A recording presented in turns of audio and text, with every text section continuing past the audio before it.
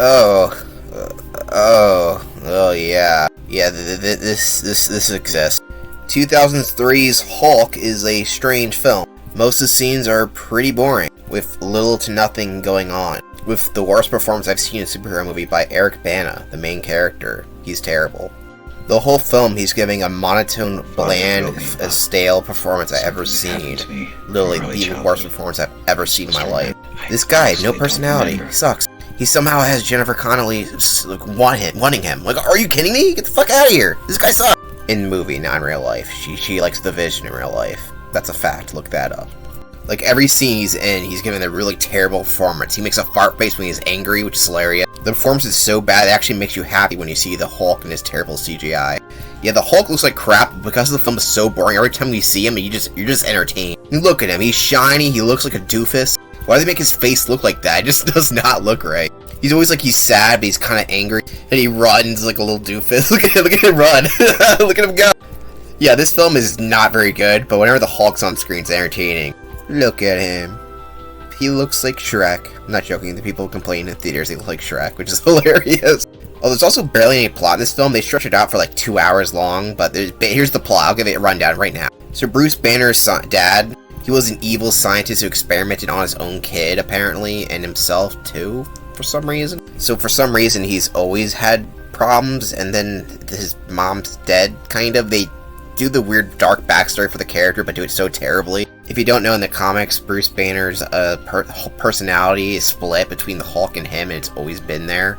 They just made it so that the gamma radiation is what unleashed his second personality to come out in full force, because it's caused why he's angry all the time is because of that. This was a later idea they did, and it actually was a pretty good one, but here it's just so confusing, because he wouldn't even remember the trauma because it happened when he was so young. It wouldn't really affect him severely as it does in the comics. Like, it's his mom and dad even barely in his life, enough for the fact he doesn't even recognize his dad when he sees him later in his adult life. So what? Like, they want to do it, but they also want to make his dad the main villain, but they also want them to be separate. It doesn't make any sense. So Nick Nolte plays his dad. He was giving the second worst performance of the film, where he's always talking like that.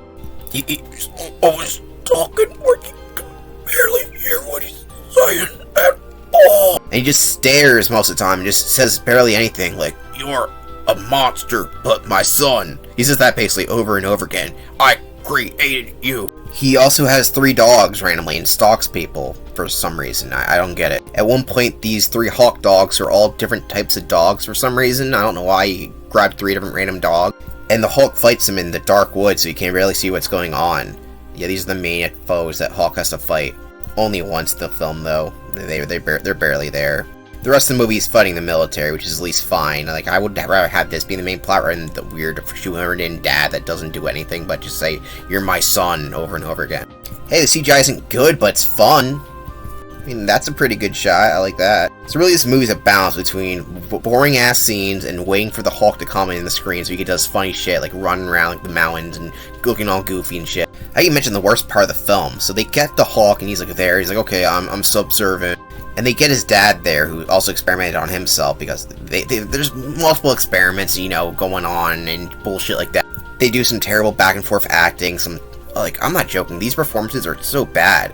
Like, I don't know Eric Bana at all from his other movies, but, like, Nick Nolte, like, you were Vincent the Bear from Over the Hedge. Like, come on! That's high art. And he's basically trying to get him to get angry on military property for some reason, because he can absorb stuff, because, yeah, he's the absorbing man. So the absorbing man in the comics is not related to the Hulk. He's actually a Thor villain who has, you can tell, absorbs metal and shit. Like, he has a wrecking ball he absorbs. He's fun in the Avengers and stuff like that before, but he's not Hulk's dad. Such a strange character change.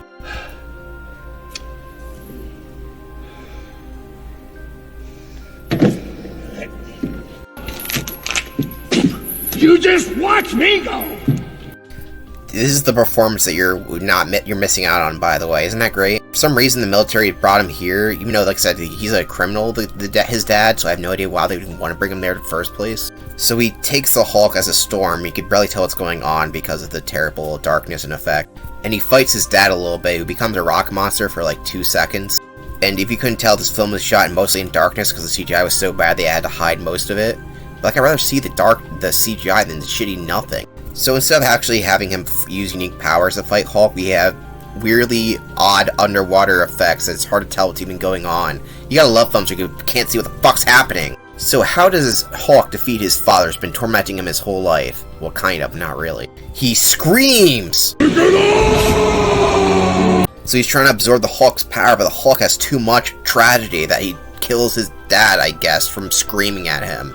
That's literally how the main villain is defeated. I'm not joking. So yeah, the main conflict of the movie is fucking terrible. And that's literally the main crux of the film. Everything else is just a whole lot of nothing. There's this random guy who hates Hawk for some very unknown reason. Later, when he's under house arrest so they can prevent the Hawk from coming out, this guy comes in to try to start the Hawk up, and he's not stopped by the government officials at all, even though he's not an employee. I don't even know what the fuck's going on. This is one of the main scenes where he gets the Hawk to go mad, and I don't get it. Why aren't they stopping him? They don't want this to happen, do they? It's just, this movie just really dumb. Like, everything about it's just stupid. It's not dumb in the way that's fun, though there is scenes like that. But those scenes with the really crazy comic book crossfades that don't work at all are few and far between. This film has a major pacing problem. There are hints like they were trying to make something good here, but then it cuts to a really odd scene. Like, randomly in the film, his girlfriend, Betty Ross, tells him about the time that she has a nightmare about him becoming her dad and trying to strangle her. What the fuck does this do with anything? It's so fucking bizarre. What the fuck? I mean, I guess her nightmare is being stuck with Eric Bana. I think she'd rather be stuck in a labyrinth than deal with him. Ha ha, terrible joke, I know. Is there anything I like about this film? Well, I like the casting of Jennifer Connelly and Sam Elliott. I think they're pretty good casting choices. The only characters I actually think are decent, but other than that, everything else around them is shit. Good side casting doesn't stop the fact that your main character and main villain are just so bad in this film. Also, forgot to mention this, the Hulk's supposed to be this big monster. Most of the time he acts like a big doofus just standing around looks like a sap. He doesn't even seem that angry. He seems pretty gentle, actually, like he's just a dumb giant teddy bear. But then he turns back into a human and then he acts crazy.